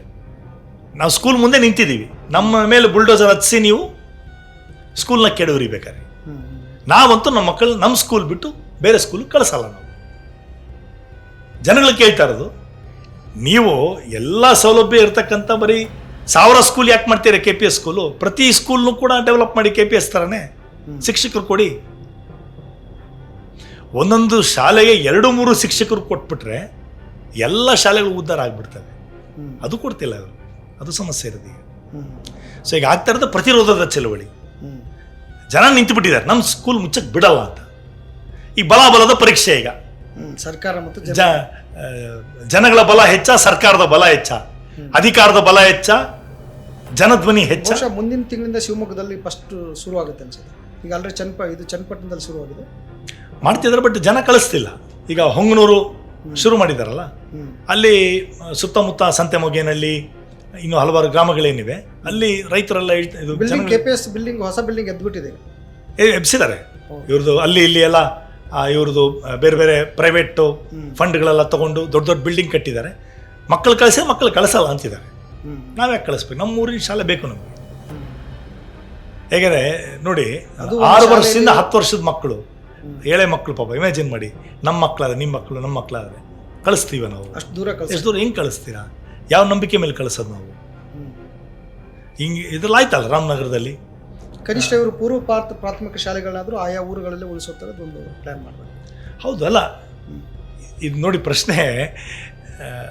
ಕಾನೂನು ಮಾಡ್ತಕ್ಕಂಥ ಸರ್ಕಾರನೇ ಉಲ್ಲಂಘನೆ ಮಾಡ್ತಾ ಇದೆ. ರೈಟ್ ಟು ಎಜುಕೇಷನ್ ಆ್ಯಕ್ಟು, ಶಿಕ್ಷಣ ಹಕ್ಕು ಕಾಯ್ದೆ ಹೇಳೋದು 1 ಕಿಲೋಮೀಟರ್ ವ್ಯಾಪ್ತಿನಲ್ಲಿ ಪೂರ್ವ ಪ್ರಾಥಮಿಕ ಶಾಲೆ ಇರಬೇಕು ನಿಮಗೆ. ಕಿರಿಯ ಪ್ರಾಥಮಿಕ ಶಾಲೆ 1 ಕಿಲೋಮೀಟರ್ ವ್ಯಾಪ್ತಿಯಲ್ಲಿ ಇರಬೇಕು ಅಂತಿದೆ. ಇವಾಗ KPS ಸ್ಕೂಲ್ ತಂದರೆ 6 ಕಿಲೋಮೀಟರ್, 8 ಕಿಲೋಮೀಟರ್, 10 ಕಿಲೋಮೀಟರ್ ದೂರ ಹೋಗ್ಬೇಕು ಮಕ್ಕಳು. ಅಂದರೆ ಶಿಕ್ಷಣ ಹಕ್ಕು ಕಾಯ್ದೆ ಘೋರ ಉಲ್ಲಂಘನೆ ಆಗ್ತಾ ಇದೆ. ಸರ್ಕಾರನೇ ಮಾಡ್ತಾ ಇದೆ ಉಲ್ಲಂಘನೆ. ಈಗ ಏನು ಹೇಳ್ತಾರೆ ಸರ್ಕಾರ? ಅದಕ್ಕೆ ಉತ್ತರ ಕೊಡಬೇಕು. ಓಕೆ ಸರ್, ಇಷ್ಟೊತ್ತು ಏನು ಅಂದರೆ ಶಿಕ್ಷಣ ಉಳಿಸಿ ಸಮಿತಿಯ ಯಾವುದೇ ರೀತಿಯ ಹೋರಾಟಕ್ಕೆ, ಅಂದರೆ ಜನರ ಹೋರಾಟಕ್ಕೆ, ಪೋಷಕರ ಹೋರಾಟಕ್ಕೆ, ಜನಪರ ಹೋರಾಟಕ್ಕೆ ಯಾವುದೇ ರೀತಿಯ ಬೆಲೆ ಕೊಡದೆ ಈ ವರ್ಷದಿಂದಲೇ ಅವರು KPS ಶಾಲೆಗಳನ್ನು, ಮ್ಯಾಗ್ನೆಟ್ ಶಾಲೆಗಳನ್ನ ಶುರು ಮಾಡ್ತಾ ಇದ್ದಾರೆ. ಹೆಸರು ಮ್ಯಾಗ್ನೆಟ್ ಅಂತ ಹೇಳ್ತಾ ಇಲ್ಲ ಅಷ್ಟೇ. ಅದಕ್ಕಾಗಿ ಹೋರಾಟ, ಪ್ರತಿರೋಧದ ಹೋರಾಟ ತುಂಬ ತೀವ್ರವಾಗಿ ನೀವು ಶುರು ಮಾಡ್ತಾ ಇದ್ದೀರಿ. ಅಲ್ಲ ನೋಡಿ, ಸರ್ಕಾರ ನಮ್ಮ ಹೋರಾಟಕ್ಕೆ ಬೆಲೆ ಕೊಡಲಿಲ್ಲ ಅಂದರೆ ಅವ್ರು ಮಾಡಿದ ತಪ್ಪಿಗೆ ಅವ್ರು ಬೆಲೆ ತೆತ್ತಬೇಕಾಗ್ತದೆ. ಮುಂದಿನ ಚುನಾವಣೆಯಲ್ಲಿ ಬೆಲೆ ತೆತ್ತಬೇಕಾಗ್ತದೆ. ಈಗ ನೆಕ್ಸ್ಟ್ ಗ್ರಾಮ ಪಂಚಾಯತಿ ಚುನಾವಣೆ ಬರ್ತಿದೆ. ಆಗಲೇ ರೈತರು ಹೇಳ್ತಾ ಇದ್ದಾರೆ, ಯಾರು ನಮ್ಮ ಸರ್ಕಾರಿ ಸ್ಕೂಲ್ನ ಉಳಿಸ್ತಾರೆ, ನಮ್ಮೂರ ಶಾಲೆ ಉಳಿಸ್ತಾರೆ, ಅವ್ರಿಗೆ ಓಟ್ ಕೊಡೋದು ನಾವು ಅಂತ ಹೇಳ್ತಿದ್ದೇವೆ. ನಮ್ಮ ಮಾಧ್ಯಮದ ಮೂಲಕ ನಾವು ಅಧಿಕಾರಿಗಳಿಗೆ, ರಾಜ್ಯ ಸರ್ಕಾರಕ್ಕೆ, ಮುಖ್ಯಮಂತ್ರಿಗಳಿಗೆ ಈ ಸಂದೇಶ ಕೊಡೋಕ್ಕೆ ಇಷ್ಟಪಡ್ತೀನಿ ನಾನು. ನಮ್ಮ ಹೋರಾಟಕ್ಕೆ ನೀವು ಬೆಲೆ ಕೊಟ್ಟಿಲ್ಲ ಅಂದರೆ ನಿಮ್ಮ ಅಧಿಕಾರಕ್ಕೆ ಬೆಲೆ ತೆತ್ತಬೇಕಾಗ್ತದೆ. ನೀವು ಖಂಡಿತ ಮುಂದಿನ ಚುನಾವಣೆಗಳು ಜನ ಉತ್ತರ ಕೊಡ್ತಾರೆ ನಿಮಗೆ. ಎದುರಿಸಿ ನೀವು. ಈಗಾಗಲೇ ಬೇರೆ ಬೇರೆ ರಾಜ್ಯಗಳಲ್ಲಿ ಜನ ಪಾಠ ಕಲಿಸಿದ್ದಾರೆ ತಪ್ಪು ಮಾಡಿದಂಥ ಸರ್ಕಾರಗಳಿಗೆ. ಜನ ಎಚ್ಚೆತ್ಕೋತಿದ್ದಾರೆ. ಹೌದು. ಜನನ್ನ ಒಂದು ಈಗ ನೋಡಿ, ಇಂಗ್ಲಿಷ್ನಲ್ಲಿ ಒಂದಿದೆ ನೋಡಿ, ಕೆಲವ್ರನ್ನ ನೀವು ಕೆಲವು ಕಾಲ ಮೂರ್ಖರು ಮಾಡ್ಬೋದು. ಒಂದು ಉದಾಹರಣೆ ಅಂದರೆ ಸರ್, ಮೋದಿಯಲ್ಲೇ ಅನ್ಕೊಂಡು ಎಲ್ಲ ಕೇಂದ್ರದಲ್ಲಿ ಮೋದಿನ ತಂದು ಇಟ್ಕೊಂಡಿದ್ವಿ. ಬಟ್ ಅವ್ರು ಎಷ್ಟೊಂದು ತಪ್ಪು ಕೆಲಸ ಮಾಡ್ತಾ ಇದ್ದಾರೆ ಅಂದರೆ, ಈಗ ಇತ್ತೀಚೆಗೆ CJP ಕಾಕ್ರೋಚ್ ಪಾರ್ಟಿ ಅಂತ ಶುರು ಮಾಡಿಬಿಟ್ಟು ಯೂತ್ಸು ಆ ಮೋದಿ ವಿರೋಧದ ಅಲೆಯನ್ನು ಅಂದರೆ ನೀವು ಕೆಳಗೆ ಇಳಿಸಲೇಬೇಕು ಅನ್ನೋ ಪಟ ತೊಟ್ಟೋರ್ ಥರ ಕೆಲಸ ಮಾಡ್ತಾ ಇದ್ದಾರೆ. ಹಾಗೆ ತಪ್ಪು ಮಾಡಿದವರು ಶಿಕ್ಷೆ. ಅಲ್ಲ ನೋಡಿ, ಜನ ಮಾತಾಡ್ಕೋತಾ ಇರೋದು ಇಡೀ ದೇಶದಲ್ಲಿ ಮೋದಿ ಅಲೆ ಇದೆಯಲ್ಲೋ ಗೊತ್ತಿಲ್ಲ ನಮಗೆ, EVM ಅಲೆ ಅಂತೂ ಇದೆ. ಅದು ಎಲ್ಲ ಚುನಾವಣೆಗಳ ಬಗ್ಗೆನೇ ಪ್ರಶ್ನೆಗಳಿದೆ ಈಗ. ಯಾಕಂದ್ರೆ ವಾಸ್ತವ ಪರಿಸ್ಥಿತಿ ಬೇರೆ. ವಾಸ್ತವ ಪರಿಸ್ಥಿತಿ ಕಾಕ್ರೋಚ್ ಪಾರ್ಟಿ ಆಫ್ ಇಂಡಿಯಾ ನೀವು ಹೇಳೋದಲ್ಲ, ಇದು ವಾಸ್ತವ. ಅಂದರೆ ಜನಗಳಲ್ಲಿ ಸಿಟ್ಟು, ಆಕ್ರೋಶ ಹಿಂಗಿದೆ. ನಾನು ಉತ್ತರ ಪ್ರದೇಶದಲ್ಲಿ ಓಡಾಡ್ತಾ ಇರ್ತೀನಿ, ನಾನು ಮಧ್ಯಪ್ರದೇಶದಲ್ಲಿ ಓಡಾಡ್ತಾ ಇರ್ತೀನಿ. ವಿಪರೀತ ಸಿಟ್ಟಿದೆ ಜನಗಳಿಗೆ. ನೀವು ಪ್ರತಿ ಬಸ್ಸಲ್ಲಿ ಕೂತ್ಕೊಂಡು ನೀವು ಪ್ರಯಾಣ ಮಾಡಿದ್ರೆ ಶಾಪ ಹಾಕ್ತಾರೆ, ಇಡೀ ಶಾಪ ಹಾಕ್ತಾರೆ ರಾಜ್ಯ ಸರ್ಕಾರಕ್ಕೆ, ಕೇಂದ್ರ ಸರ್ಕಾರಕ್ಕೆ. ಉತ್ತರ ಪ್ರದೇಶದಲ್ಲಿ ಇದು ಪರಿಸ್ಥಿತಿ. ಎಲ್ಲ ಕಡೆ ಹತ್ರ ಸಿಟ್ಟಿದೆ. ಬಟ್ ಚುನಾವಣೆಗಳು ಗೊತ್ತು ನಿಮಗೆ, ಚುನಾವಣೆ ಗೆಲ್ಲದೆ ಹೆಂಗೆ ಅಂತ. ಬಟ್ ಆದರೂ ಕೂಡ ನಾನೇ ಇನ್ನೊಂದು ಹೇಳ್ತಿದ್ದೆ, ಇವತ್ತು ಚುನಾವಣೆಗಳಲ್ಲಿ ಜನಗಳ ಸಿಟ್ಟು ಕೂಡ ಇದೆ, ಅದು ಕೂಡ ಇದೆ. ಈಗ ಎಲ್ಲ ಪಕ್ಷಗಳು ಕೂಡ ಇವತ್ತು, ಅದು BJP ಇರಲಿ, ಕಾಂಗ್ರೆಸ್ ಆಗಲಿ, ಯಾವುದೇ ಪಕ್ಷ ಆಗಲಿ, ಎಲ್ಲರೂ ಜನಗಳ ವಿಶ್ವಾಸ ಕಳ್ಕೊಂಡಿದ್ದಾರೆ. ಇದು ಪರಿಸ್ಥಿತಿ. Yes sir. ಒಟ್ಟಾರೆಯಾಗಿ ಪ್ರಿಯ ವೀಕ್ಷಕರೇ, ಏನು ಸರ್ಕಾರಿ ಶಾಲೆ ಅನ್ನೋದು ಎಲ್ಲ ಹಳ್ಳಿಗಳಲ್ಲಿ ಇರಲೇಬೇಕಾದ ಮೂಲಭೂತವಾದ ಹಕ್ಕು, ಮೂಲಭೂತವಾದ ಸೌಲಭ್ಯ. ಅದು ಸರ್ಕಾರಿ ಶಾಲೆ, ಕೇವಲ ಸರ್ಕಾರಿ ಶಾಲೆ ಅಷ್ಟೇ ಅಲ್ಲ, ಒಂದು ಸಾಂಸ್ಕೃತಿಕ ಕೇಂದ್ರ, ಊರಿನ ಒಂದು ಸಾಕ್ಷಿ ಪ್ರಜ್ಞೆ ಇದ್ದಂತೆ.